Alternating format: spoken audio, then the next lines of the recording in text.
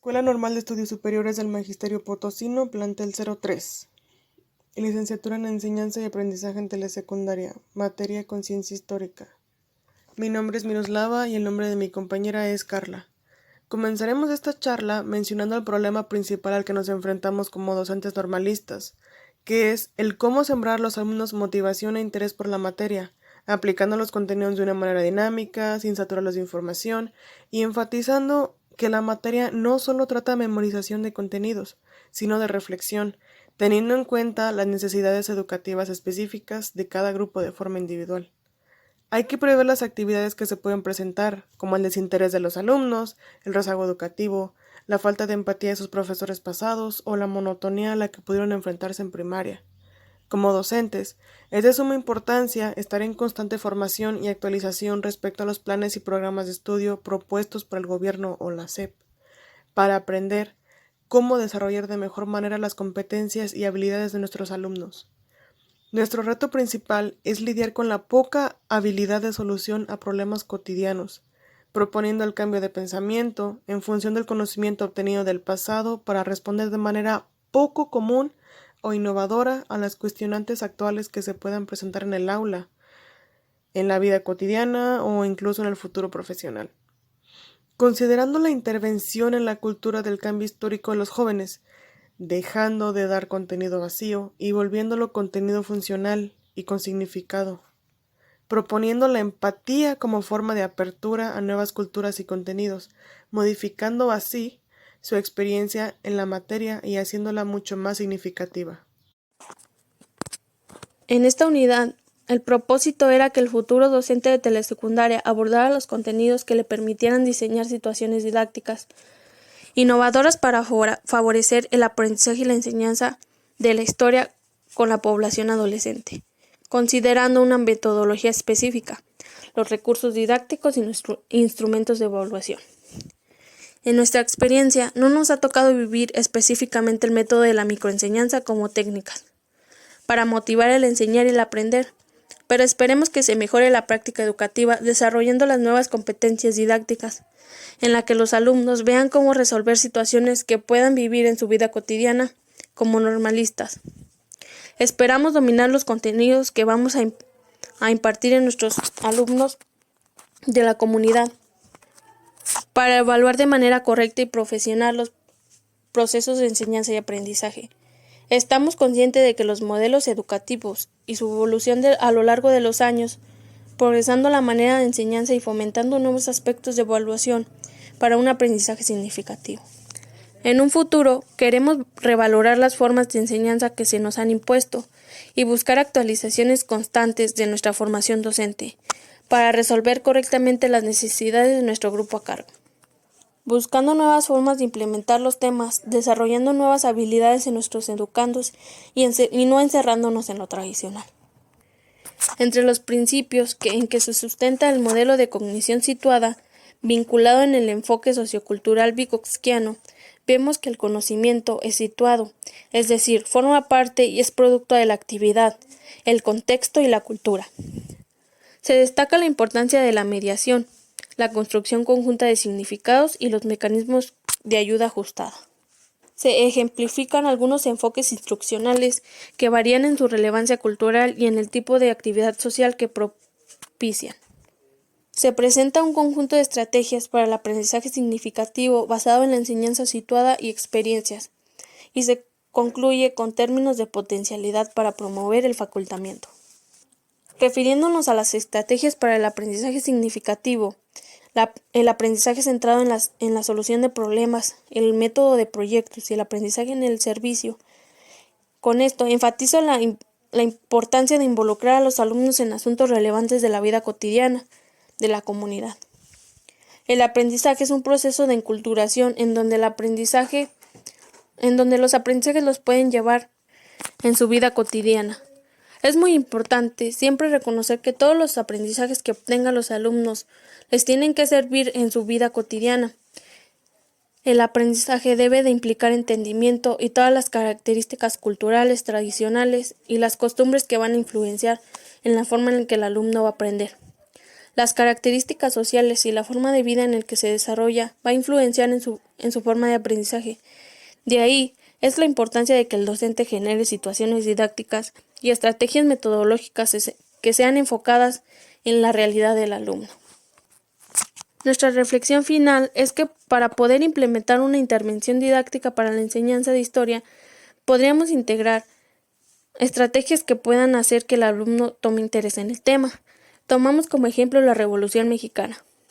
En este tema podríamos implementar actividades como una obra de teatro sobre los actos que propiciaron este conflicto. Teniendo en cuenta las posibilidades de los alumnos, en esta actividad los estudiantes se personalizarían de un actor principal y tomarían su rol. Su escenario lo podrían modificar con los recursos que tengan en la comunidad y se asemejen a los que usaban en esa época, ya que de esta manera podrían empezar a familiarizarse con la actualidad. Después se realizará una comparación de cómo han cambiado las cosas desde la época de la Revolución hasta la actualidad. De esta manera se dará cuenta el gran impacto que tuvo este conflicto y cómo cambió la sociedad totalmente en su manera de pensar. Acerca de la unidad 2. En esta unidad se menciona el propósito de aplicar la empatía histórica, gestionando ambientes de aprendizaje motivantes, interactivos y significativos, a través del acercamiento a los sentidos, los sentimientos y el análisis de las fuentes primarias objetuales, iconográficas y patrimoniales, para contextualizar las formas de vida en diferentes épocas y así favorecer la comprensión del tiempo histórico y la formación de una conciencia histórica. Comenzamos con el concepto de inteligencia emocional, que es básicamente la capacidad de los individuos para reconocer sus propias emociones y las de los demás, diferenciando entre varios sentimientos y etiquetándolos. Entre las emociones que se encuentran al momento de impartir clases de historia se muestra alegría, incertidumbre, inquietud, nostalgia, conmoción, sorpresa, miedo e interés por parte de los alumnos. Las emociones juegan un papel importante en este proceso, ya que los adolescentes pasan por una etapa donde experimentan muchas emociones, y al ser esto lo que más influye en ellos, es necesario que el docente sepa manejarlos y entenderlos, para poder realizar sus clases y que se logren los propósitos o aprendizajes esperados. También es importante conocer las emociones de los alumnos, para saber cómo tratarlos y poder ayudar de ser necesario. Para esto, es necesario ser empático. Ahora, se entiende como empatía una habilidad del ser humano que permite socializar de mejor manera con nuestros semejantes. Lo utilizamos para entender de mejor manera el sentir de los demás. Es clave para tener buenas relaciones sociales. Y al ponerlo en práctica, nos podemos dar cuenta de las emociones de las personas y entender el origen de ese sentir. La ausencia de esta habilidad provoca una nula capacidad de interpretar las necesidades de las personas, pues toda forma de comunicación, tanto verbal como no verbal, da indicios de cómo piensa cada uno. Predomina una educación que utiliza metodologías clásicas, basadas fundamentalmente en la memorización mecánica. La metodología clásica no promueve la formación del alumnado en las competencias que exige la sociedad presente, como lo son la capacidad para elegir y procesar información, gestionar problemas o integrarse a la sociedad. La educación debe adaptarse al cambio social, formando alumnos competentes, capaces de moverse en el mundo actual. Se deben redirigir los objetivos para mejorar la comprensión del alumnado sobre los hechos históricos, logrando así un enfoque basado en el razonamiento y en el sentido crítico, así como indagar en la capacidad de aprendizaje empático para conseguir una mayor motivación en el alumnado hacia la actividad escolar. Me gustaría mencionar también la didáctica como disciplina. Desde sus comienzos se basó en las imágenes y en los objetos. Basta mirar la obra de Jan Amos Komensky, conocido como Comenius Orbis Pictus, escrita en 1658, para darse cuenta que el padre de la didáctica no concebía esta disciplina sin que los conceptos estuvieran ilustrados con objetos. Su libro era en realidad un manual ilustrado, ya a mitad del siglo XVII. Hoy, nadie sabe ni discute el valor de la didáctica de la imagen, mucho menos discuten el valor didáctico de los objetos. Sin embargo, este extremo, que parece tan obvio, no fue plenamente teorizado hasta el siglo XX. En efecto, hay que esperar a María Montessori para ver formuladas las bases de lo que podríamos denominar una didáctica del objeto. Fue ella la primera que planteó el axioma de que los objetos enseñan. Este planteamiento coincidía con lo que en la primera mitad de aquel siglo se denominó escuela nueva. Para Montessori, el uso de objetos no debía ser un simple accesorio para los educadores, sino que era un elemento central en su método.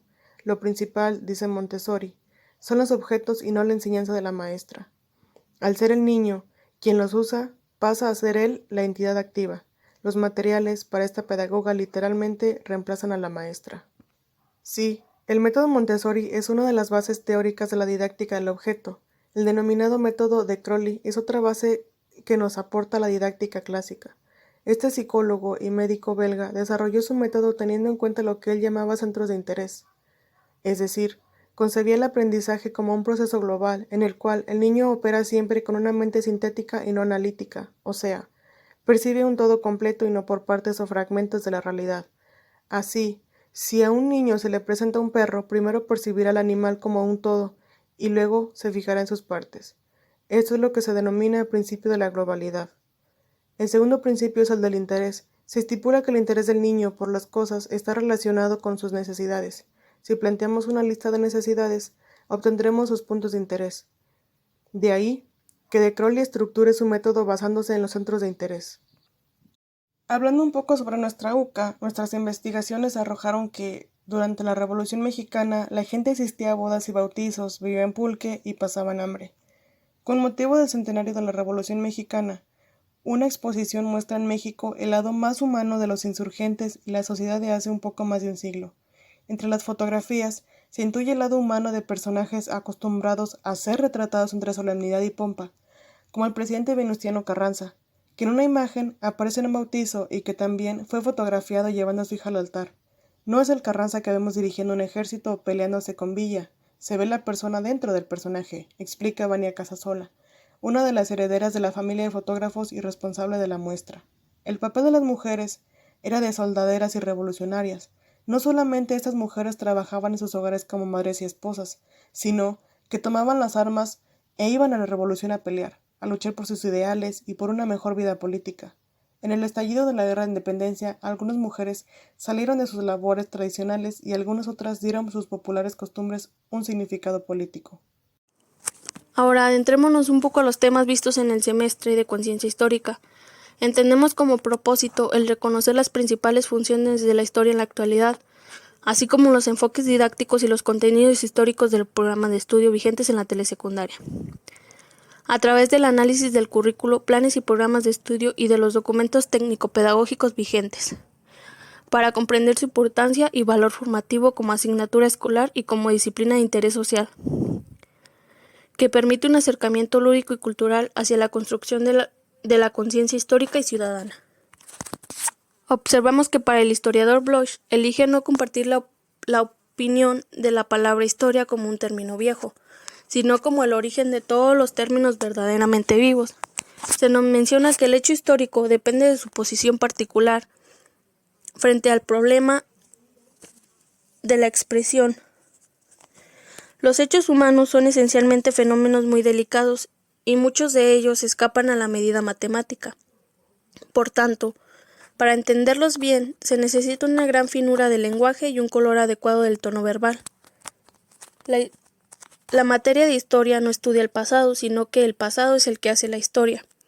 Cada suceso transcurrido entre el ayer, el hoy y el mañana siempre tendrán algo significativo que merece ser estudiado. Entre los propósitos de los estudios de la historia encontramos 5, que son comprender en qué consiste la disciplina histórica y cómo se construye el conocimiento histórico para tener una formación humanística integral. Ubicar en el tiempo y el espacio los principales procesos de la historia de México y el mundo para explicar cambios, permanencias y simultaneidades de distintos acontecimientos. Analizar fuentes históricas para argumentar y constatar diferentes versiones de un mismo acontecimiento histórico. Investigar la causa de diferentes problemas en México y el mundo para argumentar su carácter complejo y dinámico. Valorar el patrimonio natural y cultural para reconocer la importancia de su cuidado y preservación de las futuras generaciones.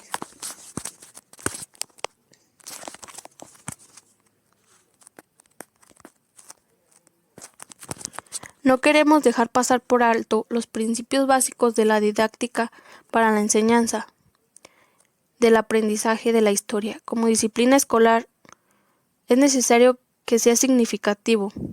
El estudiante no debe ser receptor pasivo de la información, sino partícipe de la misma de la propuesta metodológica de los UCA, además de otra variedad de recursos que se proponen en los diferentes ejes y temas de los programas de estudio. En su conjunto, las actividades que se sugieren en los programas de estudio se centran en el hacer de los estudiantes a través de situaciones de aprendizajes, tanto individuales como colectivas, que les permitan comprender la realidad del mundo en que viven. Los planteamientos de preguntas tienen su grado de complejidad, dependiendo del grado escolar, pero en todos los casos, la intervención docente contribuirá a enseñar una metodología de investigación para la búsqueda, el análisis y la interpretación de información en diversas fuentes. En el eje de construcción del conocimiento histórico se plantea necesidad de enseñar historia utilizando los instrumentos del historiador, así como reconocer la importancia de la historia con otras ciencias sociales para la construcción de aplicaciones. Los conceptos propios de la historia se relacionan fundamentalmente con el tiempo, el espacio, cambio y permanencia en relación con el pasado, presente y futuro, siempre en orden cronológico. Para una correcta aplicación de contenidos de la materia de historia, debemos tener en cuenta los conocimientos previos del alumno. Es de suma importancia este tipo de evaluación o condicionantes. Para conocer las carencias, fortalezas, debilidades o necesidades educativas de los alumnos, para a partir de ahí comenzar a plantear, creando estrategias que sean de ayuda para mejorar el desempeño académico y aprendizaje de los alumnos, creando un conocimiento significativo y duradero que se pueda usar en su vida de manera cotidiana. Es importante dejar que los alumnos investiguen por su cuenta en fuentes históricas, creando líneas de tiempo, mapas históricos, caricaturas políticas, historietas o relatos históricos, facilitando así la implementación de conferencias escolares y actividades de imaginación histórica. Ahora bien, la importancia de un material didáctico radica en la influencia que los estímulos o los órganos sensoriales ejercen en quien aprende, es decir, lo pone en contacto con el objeto de aprendizaje, ya sea de manera directa o dándole la sensación de indirecta. Las funciones que tienen los recursos didácticos deben tomar en cuenta el grupo en el que va dirigido, con la finalidad que ese recurso realmente sea de utilidad. Entre las funciones que tienen los recursos didácticos se encuentra proporcionar información, cumplir un objetivo, guiar al proceso de enseñanza y aprendizaje, contextualizar a los estudiantes y factibilizar la comunicación entre docentes y estudiantes acerca de las ideas o los sentidos de motivación de los estudiantes. Con ello va de la mano el papel de las ilustraciones fotográficas. Las imágenes tienen la posibilidad de obtener con total libertad del escrito y sin afectar la comprensión o memoria del receptor tres funcionalidades primordiales en medio de las que se hallan ornar, suscitar emociones y guiar. Las ilustraciones con funcionalidad decorativa únicamente intentan hacer el escrito más llamativo para atraer la atención del receptor. Teniendo esto como base, hacer un catálogo para la educación es una forma efectiva de aplicar en el aula de clases y de presentarse a los alumnos todos los productos increíbles que ofrece la educación. Un catálogo puede llevar a aquellos docentes de telesecundaria a los que les sea difícil tener las herramientas didácticas adecuadas, siempre y cuando sepa qué incluir en el catálogo de educación y cómo presentarlo de una manera organizada y atractivamente visual. Y así podrá tomar la idea y convertirla en una herramienta didáctica real en muy poco tiempo. Podríamos realizar un catálogo en el que los contenidos de cada grupo y diseñar estrategias apoyándonos de más docentes de educación telesecundaria para tener en cuenta más ideas que permitan abarcar el aprendizaje de todos los alumnos, ya sea visual, auditivo o kinestésico, de la mejor forma posible y tener más apoyo para desarrollar las herramientas de enseñanza y aprendizaje. Desde luego, estar guiados por el libro de aprendizajes clave de la historia y así sea más fácil poder vincular y abarcar aprendizajes esperados y los propósitos.